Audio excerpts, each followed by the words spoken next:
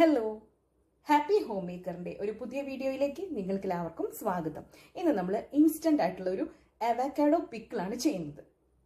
നമ്മൾ സദ്യ സ്റ്റൈലിൽ മാംഗോ പിക്കിളൊക്കെ ചെയ്യില്ലേ, ചെറിയ ചെറിയ കഷ്ണങ്ങളായി മാങ്ങ മുറിച്ച് ആ ഒരു സ്റ്റൈലിൽ വരുന്ന ഒരു പിക്കിളാണിത്.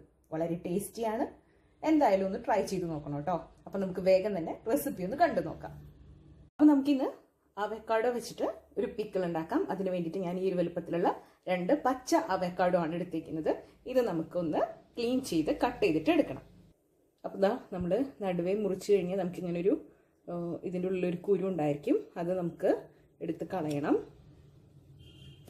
നമ്മൾ കുരുവൊക്കെ റിമൂവ് ചെയ്ത് കളഞ്ഞിട്ടുണ്ട്. ഇനി ഇതിൻ്റെ തോലൊക്കെ കളഞ്ഞ് നമുക്ക് മാങ്ങാച്ചാർ ഉണ്ടാക്കില്ലേ, അതുപോലെ ചെറിയ പീസായിട്ട് കട്ട് ചെയ്തിട്ട് എടുക്കാം. അപ്പം നമ്മുടെ അവക്കാഡോ ഇതാ നമ്മളിതുപോലെ കട്ട് ചെയ്തിട്ട് വെച്ചിട്ടുണ്ട്. ഇനി നമുക്കിതിലേക്ക് കുറച്ച് ഉപ്പ് ചേർത്ത് കൊടുക്കാം. നമുക്കിതിലേക്ക് ഉപ്പ് ചേർത്ത് നല്ലതുപോലെ ഒന്ന് തിരുമ്പി വെക്കാം കേട്ടോ. ഇനി ഇതിലേക്ക് ഞാൻ 6 അല്ലി വെളുത്തുള്ളി എടുത്തിട്ടുണ്ട്. നല്ല വലിയ വെളുത്തുള്ളി ആയതുകൊണ്ടാണ് 6 എണ്ണം എടുത്തേക്കുന്നത്. അതുപോലെ ഒരു പച്ചമുളക്, നമ്മളൊരു ചെറിയ ക്വാണ്ടിറ്റി മാത്രമല്ലേ ചെയ്യുന്നുള്ളൂ. മാത്രമല്ല അച്ചാറിൽ നമ്മളെപ്പോഴും നല്ല എരിവുള്ള മുളക് പൊടിയാണ് ചേർക്കാറ്. അതുകൊണ്ട് തന്നെ ഒരു പച്ചമുളകാണ് എടുത്തേക്കുന്നത്. ഒരു ചെറിയ കഷ്ണം ഇഞ്ചി എടുത്തിട്ടുണ്ട്. ഇത് നമുക്ക് കട്ട് ചെയ്തിട്ട് വെക്കണം. നമ്മുടെ വെളുത്തുള്ളിയും അതുപോലെ പച്ചമുളകും ഇഞ്ചിയൊക്കെ നമ്മളിത് കട്ട് ചെയ്ത് വെച്ചിട്ടുണ്ട്. ഇനി നമുക്കിതിലേക്ക് കുറച്ച് കരിവേപ്പില ഒന്ന് പിച്ച് ചെയ്ത് ഇട്ട് കൊടുക്കാം. ഇത്രയും കാര്യങ്ങളാണ് നമ്മൾ അവക്കാഡോ പിക്കിളിന് വേണ്ടിയിട്ട് കട്ട് ചെയ്തിട്ടൊക്കെ മാറ്റി വെക്കേണ്ട കാര്യങ്ങൾ.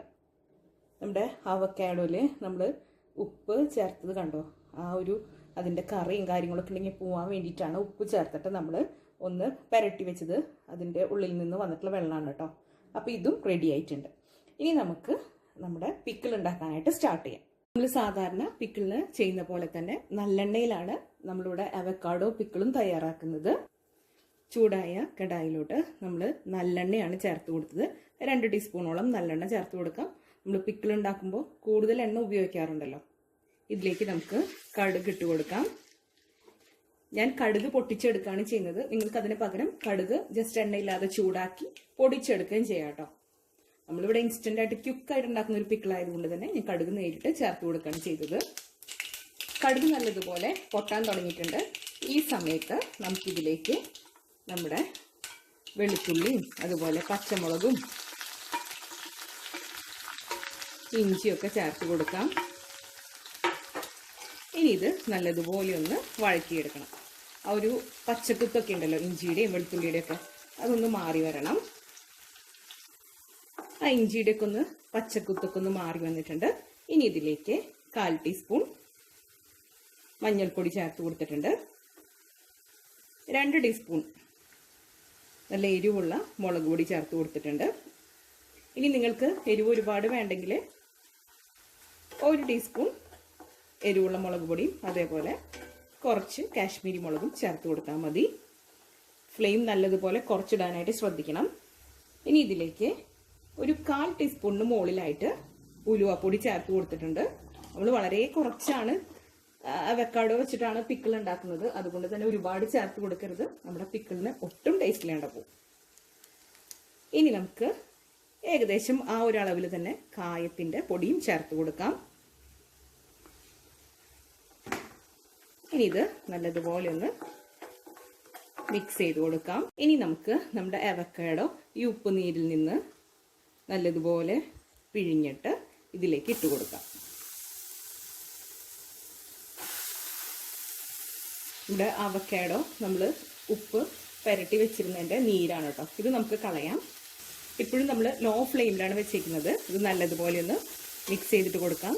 നമ്മൾ ചേർത്തേക്കുന്ന മുളകും ഉലുവയും കായവും എല്ലാം അവക്കാഡോയിൽ നല്ലതുപോലെ ഒന്ന് പിടിക്കട്ടെ.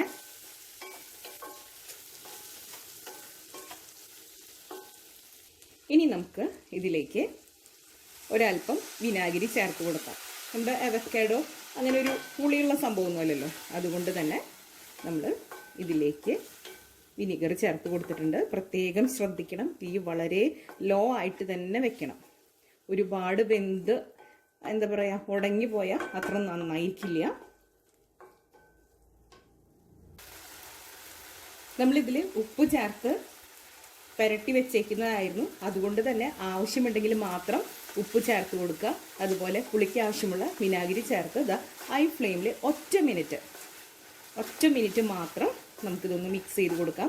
ഒരുപാട് കുക്കായിട്ട് പോവരുത്. നമ്മൾ പെട്ടെന്ന് ഉപയോഗിക്കാനുള്ളത് കൊണ്ട് തന്നെ ആണ് ഇത് നല്ലതുപോലെ ഒന്ന് തിളപ്പിച്ചെടുക്കുന്നത് തന്നെ. അപ്പോൾ ഇതാ 1 മിനിറ്റ് ആയിട്ടുണ്ട്. ഇനി നമുക്ക് സ്റ്റൗ ഓഫ് ചെയ്യാം. നമ്മൾ സ്റ്റൗ ഒക്കെ ഓൾറെഡി ഓഫ് ചെയ്തിട്ടുണ്ട്.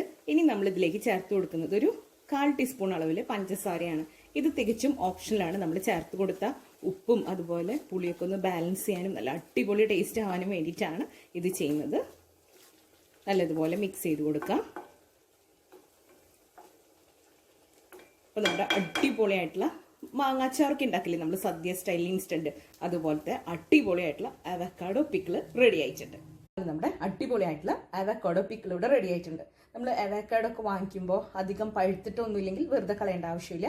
ഇങ്ങനെ നമുക്ക് ഇൻസ്റ്റന്റ് മാംഗോ പിക്കിൾ പോലെ അടിപൊളിയായിട്ടുള്ള ഒരു പിക്കിൾ ഉണ്ടാക്കാം.